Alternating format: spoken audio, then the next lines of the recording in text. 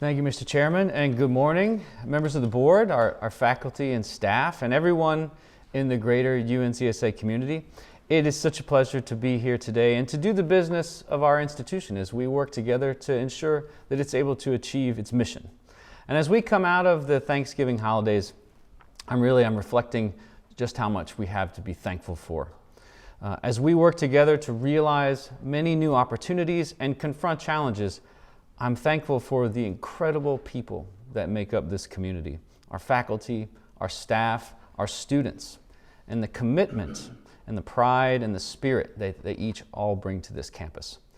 And today, more than anything, I'm thankful that one particular member of our campus family is healthy and safe. A student of our School of Design and Production that was a victim of a shooting that occurred near our campus on November 8th. This was a senseless act of violence that impacted one of our own, but also our community as a whole, particularly our schools of design and production and drama that were working and rehearsing that evening. And I want to thank campus police, design and production faculty and staff, student affairs, counseling staff, who all in different ways acted very swiftly to ensure that the injured student received medical attention and was transported to the hospital. We're all very grateful that their injuries were not life-threatening. And I know you will join me in sending our best wishes for their continued recovery and support to their family and friends during this time. The shooting was an isolated incident. While there was no threat to our campus, I want to acknowledge how our community has felt since that event.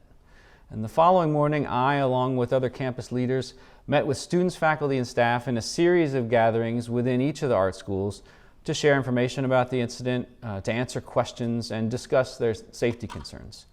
And in response, Chief Brinkley and UNCSA Police and Public Safety put together an immediate plan to address some of those issues brought forward by students. Those efforts included additional high visibility patrols in areas where students will be getting out of classes each night, locking our Chapel Street gates at 10 p.m. each night, some additional lighting in parking areas, and continued promotion of the UNCSA Campus Safety app. There's always more to do, but these are a few steps that we're taking now as we finalize a comprehensive campus safety plan to do everything possible to ensure the safety and security of every individual on this campus. Now, as I move forward into my regular report, I will first share a few of the most notable updates from several of our core strategies with our strategic plan, UNCSA Forward. I'm happy to report that the search for our inaugural Chief Diversity Officer is making great progress, and the committee will meet with the first round of candidates on Zoom this month to determine which candidates we'll bring to campus in January. And we're still on track to fill this position in the spring. Under the leadership of Director of Intercultural Engagement Tasha Myers, 4 faculty and staff affinity groups began initial meetings to foster community among the advancing EDIB, Black, African American, Hispanic, Latinx, and international populations. To expand this initiative, Tasha has also collected individuals interested in additional affinity groups for future gatherings. We know that Generation Z faces a mental health crisis nationwide, and several institutions across the UNC system this semester have suffered tragedies related to mental health issues. The American Psychological Association reports that 90% of Gen Z experienced psychological or physical symptoms due to stress in the last year, and 70% of Gen Z say that anxiety and depression are significant problems among their peers. Studies have shown that this is even more pronounced in high-stress areas such as the arts. Since the beginning of the semester, we have received increasing reports of students experiencing substantial difficulties managing their mental health and managing their well-being. I feel that it is important for the institution to be as proactive as possible in addressing this and supporting our community in any way that we can. Along these lines, we implemented a few new measures, including creating a Student Wellness Day back on November 1st and 2 more in the spring semester, which will be on February 17th and April 12th. We're also hiring an additional counselor who will start this spring, and we're actively exploring partnerships that could provide additional mental health support capacity as needed. In addition to providing a space to breathe or catch up, I also think that these student wellness days are a way to, as a campus, stop for a moment and collectively acknowledge the importance of greater focus on wellness. We've heard loud and clear from many students that the November Day was really beneficial, but we know that longer-term solutions are needed to address campus work-life balance needs. We're addressing some of those issues and needs with the ongoing collaborative scheduling initiative. Next week, our faculty leadership will have task forces that meet in phase 2, which involves working through some of the best ways to implement these needs within our curriculum. While the more extensive changes related to CSI won't be implemented until the 2024-2025 academic years, our deans and faculty have already been working on some new approaches to class and production scheduling that are already being piloted as early as the coming semester, with the goal of improving work-life balance on our campus.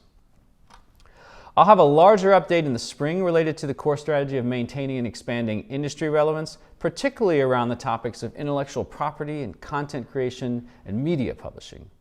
And next semester, we'll be taking steps to create alumni advisory panels for each of our arts conservatories. And one of the goals for these panels is to further strengthen our important connections to the industry through the incredible alumni footprint that UNCSA has across arts and entertainment. We continue to see evidence of our program's relevance in the industry through the recognition that our conservatories get each year in rankings. And here you can see a summary of all the industry rankings that we received just within the current calendar year. Financial resources are obviously a critical component of an institution's long-term sustainability. So one of the key actions, as you may remember, that we included in the Institutional Sustainability Core Strategy was to, quote, create and implement a new strategic budgeting process that will increase awareness, engagement, and transparency for our campus community. And I'm committed to building these components into our campus infrastructure and communications across the different stakeholder groups that we have here. And our goal is to quickly get to the place where we have a common understanding of our institution's resources, how they are used, and a place where anyone in our institution that wants or needs more information can easily access it. Now, as I announced in the October faculty meeting, over the past several months, Interim Vice Chancellor Wendy Emerson and the Budget and Finance team have been working on a new budget portal that will serve as a central information resource for the campus. It'll be an interactive portal where users can review institutional revenue and expenses for the campus or by various divisions or departments or even activities, as well as historical data and past trends. As promised, we are on schedule to roll out this before the holiday break begins, and I'm confident this will be a helpful resource for the campus. Next March, we will also hold what will be the first of an annual budget information session for anyone on our campus in our community that would like to participate. I want to thank Wendy and her team for the hard work they've done to do on this project. So thank you very much. And lastly, within the category of facilities sustainability, I want to give you an update on our most important current capital project, which is, of course, the Stevens Center renovation. As I mentioned in my September report, we completed the advanced planning phase of the project, which was a deep dive into all the needs and wants and putting them on the table to prioritize which elements are possible in phase 1, and then which elements will be included and designed into phase 2. Our advanced planning proposal has now been approved by the State Construction Office, and we are now in the process of negotiations with Little Steinberg and Hart for the full design services for phase 1. Once these negotiations are complete, we can finalize a schedule for the Stevens Center's closing and the construction start. We now project that will happen sometime during the fall 2023 semester, plan to make a public announcement later this month with more details. The next step is completing the schematic design and submitting it to the State Construction Office for review, which we plan to complete in early February. The highest priority for the project is the building envelope, which should not be a surprise to anybody due to the issues with continued roof and water damage that we've seen over the past several years. The building envelope includes a new roof, repair and renovation to the terracotta exterior, remediation of water infiltration in the brick structure throughout the building, and a full window replacement. The repairs to the building envelope obviously are critical, as nothing done to potentially transform the interior will matter if it's not secure and waterproof. In the current inflationary environment, the cost of these elements is proving to be substantial and is going to require much more financial resources than was conceived 5 years ago in the Stevens Center Master Plan. And we're optimistic that the state will continue their planned investment in the project with the funds that are needed for phase 2. So now many of the core strategies in our strategic plan, they focus on big, important topics that academia and the arts and entertainment industry are confronting. And in September, I shared the first of a series of presentations to help broaden our perspective and look at trends in the arts and entertainment industry that will also inform our work as we strive to become a conservatory for the 21st century. These presentations will work in tandem with UNCSA Forward, but also expand into related areas to focus on how we prepare students with the necessary skills and experiences to succeed. The first one was a deeper look into equity, diversity, inclusion, and belonging, the impact that work is already having on the industry, and why it's important for today's students and those that will come after them. But today I'd like to talk a little bit more about what it means when we talk about interdisciplinary work in the arts, how that idea reflects successful trends in the industry, and why it is essential for the careers of our young artists and the future of UNCSA. Conservatories were conceived as a place where students can excel in their chosen discipline with a focus and a rigor that would not be possible in a more traditional college environment. But we also have a unique opportunity for multidisciplinary artistic collaboration because of the 5 arts disciplines that we have on this campus and the collaborative ecosystem that we all inhabit. There are already some obvious connections, the way music is an integral part of dance, filmmaking, and theater, how acting is a part of dance and opera in addition to theater and film, how the visual arts permeate design, production, and entertainment. And then there is the melding of multiple disciplines to create entirely new forms of artistic expression and experiences. Our students are part of a new generation for whom this comes more naturally than it did previously. They already don't think within the boundaries of various disciplines, but rather across them. And for many of them, making their own work is as important, for some if not more so, than interpreting existing works of the canon. Experience in the intersections of different art forms and genres is a critical component in the development of artists for the industry of today and the artists of the industry beyond that. Opportunities that put highly skilled young artists together to work on projects that transcend traditional institutional boundaries will significantly complement our students' learning and prepare them for successful 21st century careers. To illustrate this, I asked our deans, faculty, and staff to provide examples of this innovative type of work happening across the industry, the kind of work already informing the perspective of our faculty and our students. They responded with numerous examples of artists bending genres, collaborating across disciplines, and thinking outside the box to create wholly new experiences, attracting new and more inclusive audiences, and connecting more directly to their communities. Many more examples than I could include in today's report, but here is a sampling of them. I often think back to January 2020 when I had the opportunity to see Ivo van Hove's reimagining of West Side Story that used live and produced video on the stage, providing a unique perspective that enhanced the storytelling. To quote the New York Times, Van Hove is known for his innovative use of video and his, quote, explosive demolitions of hallowed classics. His work leverages the proliferation of screens in our society with the visceral impact of live theater. I feel fortunate that I saw that groundbreaking production before the pandemic, as it was one of many that economically couldn't survive the Broadway shutdown. It was the most successful marriage between a film and live theater that I have ever seen. And it was great that it also featured alumnus Isaac Cole Powell as a lead, as well as many other fighting pickles backstage and in the pit. A similar example was Schaubühne Berlin's successful 2019 stage adaptation of Edouard Louis's autobiographical novel, History of Violence. Performed at St. Anne's Warehouse in New York, the actors used mics placed throughout the stage to enhance the text, transitioning from live to reproduced sound. The production also used live video production on the back wall of the stage as the actors openly filmed each other with cameras and tripods and cell phones. We've seen some similar innovative audio techniques in some of our own devised theater productions, such as Love and Depositions in April of 2021. At the Komische Oper, an acclaimed 2018 production of Mozart's The Magic Flute combined animation, live action footage, projection mapping, opera, and stagecraft. These examples showcase how technology can intersect with the arts and how different visual mediums can be interlaced to enhance traditional modes of storytelling. One can easily imagine these sorts of collaborations happening across our schools of drama, filmmaking, design and production, and music.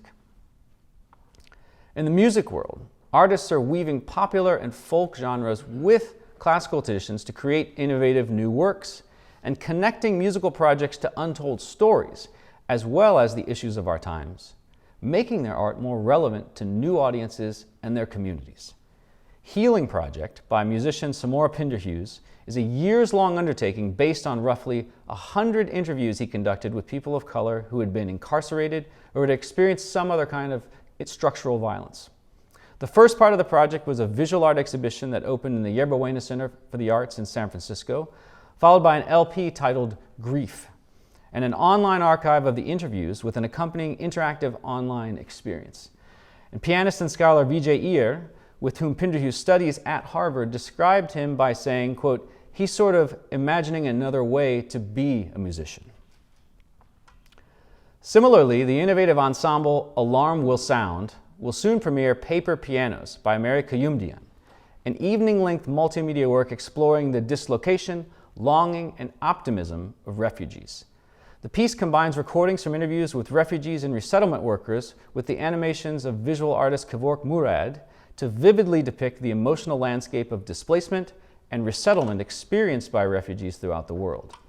Alarm Will Sound will also combine dance and new music in a site-specific performance called Twinned, created for the Metropolitan Museum of Art with Dance Higginbotham, and also performed an opera by Kate Soper in which the instrumental players themselves are the singers. The world of immersive and themed entertainment is a booming business rooted in artistic sensibilities, often involving artists who have trained in the various classical genres. The designer Ez Devlin, one of the world's most in-demand theater designers, made her name in theater and opera. But her work can now be seen in the world's major art galleries, massive stadium shows by pop artists like The Weeknd, Super Bowl halftime shows, and even the closing ceremonies of the Olympic Games. And in the words of New Yorker magazine, she staged, quote, everything from Shakespeare to Ye. Devlin's immersive sculpture pieces that combine light, music, and language have become a focal point of shows and work in art in and of themselves. One of the most compelling immersive experiences is James Turrell's Aku, which is an ancient Egyptian that roughly translates to soul, at Superblue in Miami. It begins with the audience viewing a film that opens into an immersive event embracing every theatrical art form imaginable. Superblue is also a home to a new work by Devlin, Forest of Us, drawing on the Shakespearean tradition of forests being a place of transformation. An immersive environment that begins as a movie with visitors able to walk through the film into a mirror maze. Other examples include popular shows that you might have seen like Immersive Van Gogh, which blends projection mapping, music, animation, and visual art. The Meow Wolf Company, which includes film, literature, LED technologies, and of course, Cirque du Soleil, which utilizes dance, mime, puppetry, animatronics, clowning, optical technologies. Multidisciplinary arts experiences now even extend to the incredibly popular escape rooms and other role-playing events.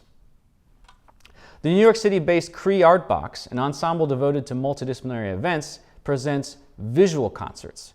Visual art and theatrical design techniques are utilized to enhance the audience's listening experience of classical and contemporary music while respecting the original musical composition. These multimedia performances are often presented in medium-sized venues that allow the audience to be fully immersed in the atmosphere of the production created by lights and projections. And along these lines, interactive hologram technology is making its way into every entertainment and art-making discipline. As described by Dean Deborah Levine, quote, "It is Zoom on steroids, and it will make an impact on the entertainment industry. Concerts, sporting events, fashion, comedy clubs, filmmaking that films actors existing in the same scene while being physically apart in spaces across the world, and many other applications will use this or something similar in the near future." And in the dance world, movement, sound, visual art, and film are coming together in unique ways. Our alumnus, Trey McIntyre, has woven dance, art, photography, and film together throughout his career with his company, Trey McIntyre Project, and Flatpak, a platform for dance on film. His company has created original works as well for film projects, interactive site-specific works, and photography collections. Choreographer Shen Wei's expansive repertoire includes works that use a variety of mediums, including visual art, sound, and video, and which has been performed in various venues, including the opening ceremony of the 2008 Olympics. Recently, his work as a visual artist and choreographer has developed into a series of performative installations and site-specific works presented at museums and galleries worldwide, including the Metropolitan Museum of Art and the North Carolina Museum of Art. You can see Shen Wei's Ray 3 from February 23rd to the 26th at our Winter Dance Performance. And the work will be restaged by Kate Jewett, an alumna of UNCSA and Shen Wei Dance Arts. UNCSA is uniquely situated to encourage this kind of multidisciplinary collaboration and interdisciplinary innovation. I feel that it is our responsibility to provide space for and encourage these explorations, allowing our students to blossom in new and unexpected ways as they take their creativity out into the world. In this photo, you see the recent production of Amadeus that brought drama, design and production, and music students into the creative space in a way that has never been done before at this institution. It was wonderful to experience that production, and I know that many of you also had that opportunity. What I've consistently heard from students throughout my time as UNCSA, as Dean and Chancellor, is that they crave more of these opportunities, not just on the stage, but in the studio, in the classroom. Collaborative and iterative work by high-level students that results in something new. And as you've heard me say before, it's embracing our role as a conservatory, but also our role as a laboratory. There are large initiatives underway, such as our collaborative scheduling initiative, that will help provide new space for our students' experiences for exploration across genres. But I think we are and have been just scratching the surface in terms of the kind of interdisciplinary collaborations that are possible at our institution.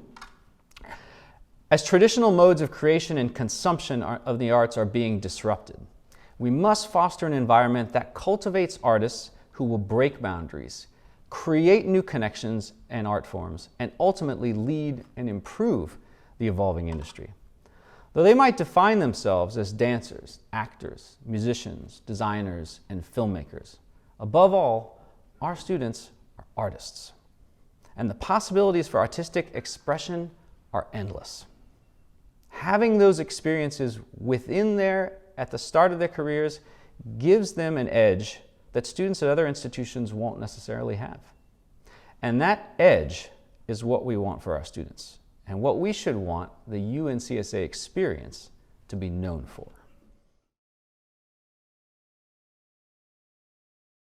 So thank you, Mr. Chairman, and that concludes my report.